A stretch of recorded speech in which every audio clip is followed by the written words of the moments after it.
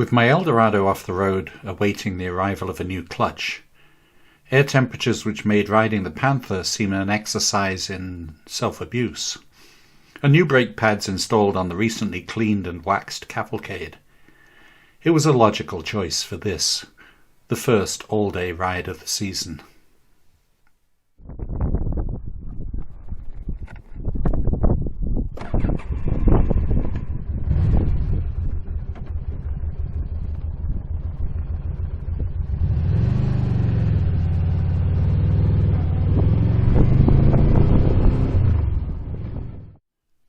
The weather report had promised temperatures rising to a heady 10 or 11 degrees above freezing, although when I set off, the little red line on the thermometer was only just nosing past zero. Nevertheless, I had my heated gloves, plenty of padding under my jacket and lined riding pants, and the Cavalcade's enormous screen and leg shields would keep most of my body out of the wind. If I was a little surprised by the amount of snow lingering in the bush and along the roads, I shouldn't have been.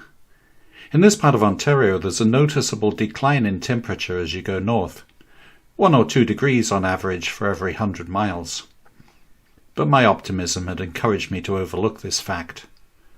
It was sure to warm up as soon as the sun came out, wasn't it? I can't complain though. Even though it continued to be cloudy and dull, I was warm enough, and I must admit to getting a perverse and childish pleasure from riding when most sensible people are stuck at home looking at the gloomy conditions through their windows, and their bikes are still safely sitting in warm storage on their trickle chargers.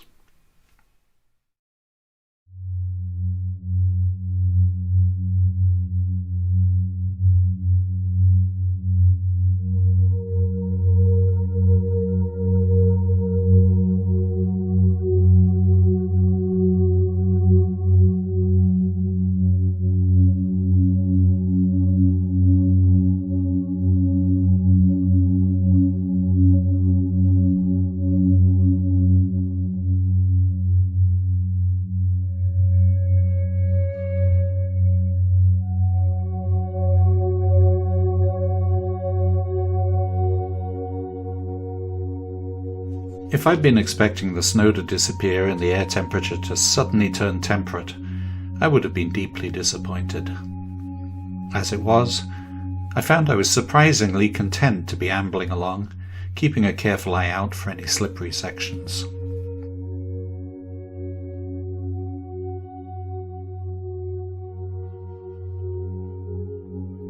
You may have noticed that my speedometer is packed up. This first happened when I was on my way to Cape Breton. I thought I'd managed a permanent fix, but like so many of my attempts to fix things, it worked for a while, then gave up again. The little drive box on the front wheel has some projections which engage as the wheel rotates, or at least they should. I tried to fix them by welding on some additional metal, then filing back to the original shape, but I guess it didn't work. Oh well. I know that 3,000 revs in 5th gear is almost exactly 50 miles an hour, and 3,400 is 60. That'll do until I get around to a more permanent solution.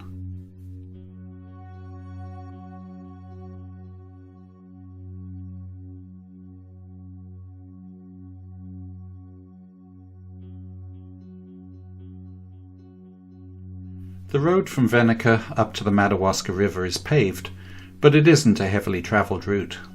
The winter sand had barely even begun to disappear, and frost had heaved and buckled the surface, so in the interest of not ending up in the ditch, I slackened my already temperate speed, and rode accordingly. I suppose I could choose routes where the surfaces were pristine, and I could ride any speed I chose, but where's the fun in that? What is life without a little challenge? It's good to have to read the road ahead, to find a place to put the wheels where the tyre won't lose grip on the loose stuff.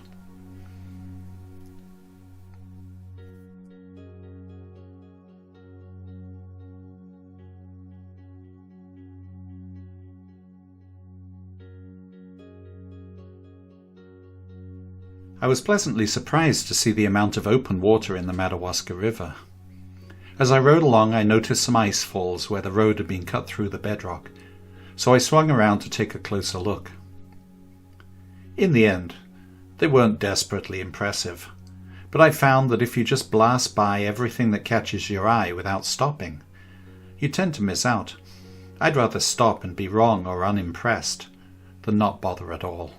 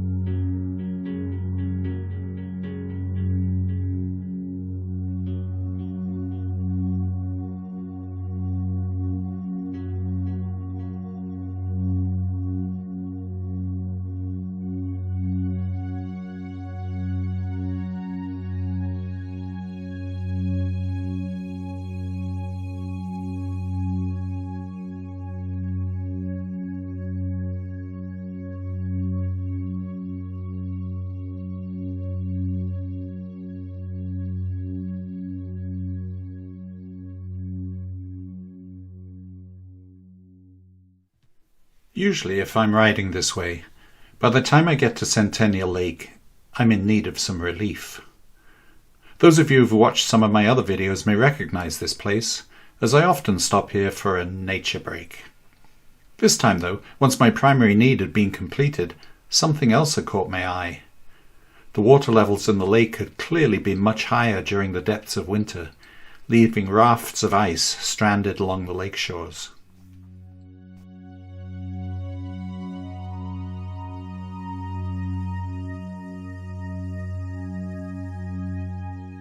But time had been marching on, and I was getting hungry. I decided to head for the village of Calabogie and a restaurant I've patronized before. But first, one quick stop on the Madawaska River to see if there was any ice build-up below the dam.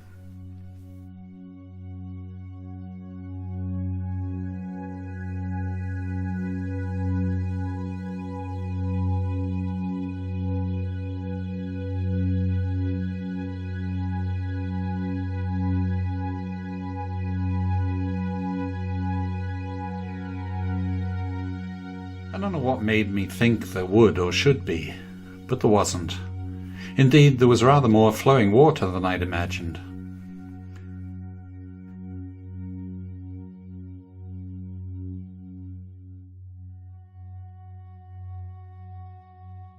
So after a quick look around, I jumped back on the cavalcade and raced the 12 miles or so into Calabogie, stopping briefly to fill up with fuel before heading on to the ironically named Redneck Bistro.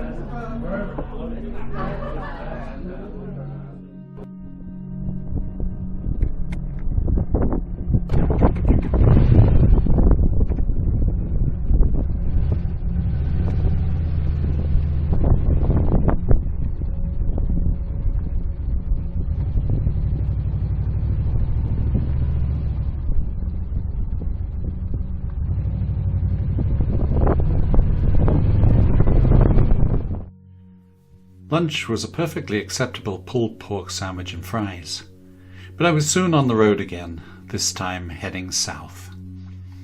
The expected warm had never materialized, but with my intestinal furnace at full volume, I was no longer feeling the chill.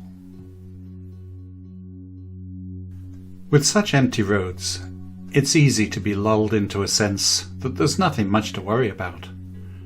The road is open and clear, nothing in front, nothing behind, until these turkeys decide to play chicken on the highway.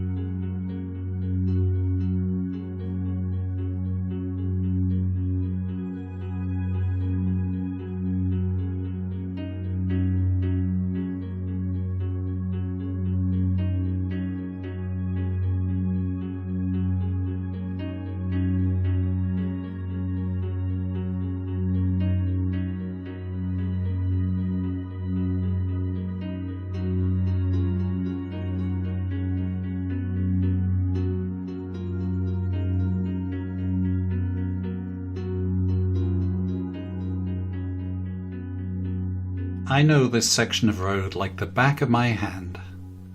I've ridden it on literally hundreds of occasions and in all kinds of weather. I know that on this particular corner, no matter what the time of year, there's always a sand build-up, so I know to take it easy. But here's the thing.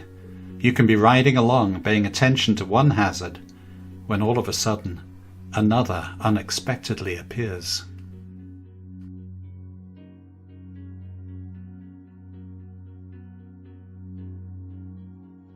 I've encountered deer on numerous occasions. Sometimes they just stand and look at you as if to say, "What?" On others, they'll decide that everything is scary, so they better panic. These guys seemed very relaxed, but you just can't rely on them doing the sensible thing.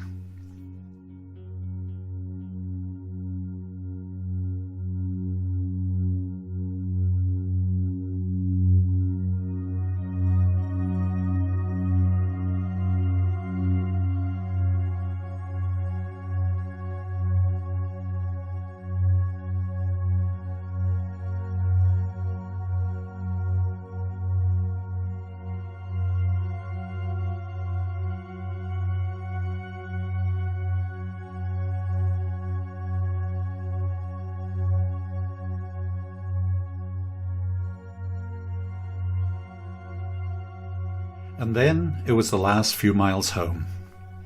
Back closer to Lake Ontario, the snow was almost gone from the bush and fields, although those highs of 10 or 11 never materialized.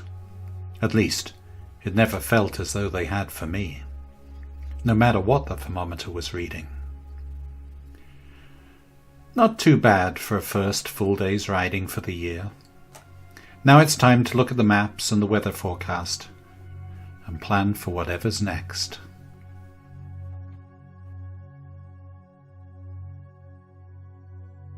If you enjoyed this video, or even if you didn't, please like, subscribe or leave a comment. And check out my motorcycle books on Amazon or in audio format on Amazon and Audible. Just search for Nick Adams Motorcycle. Thanks for watching.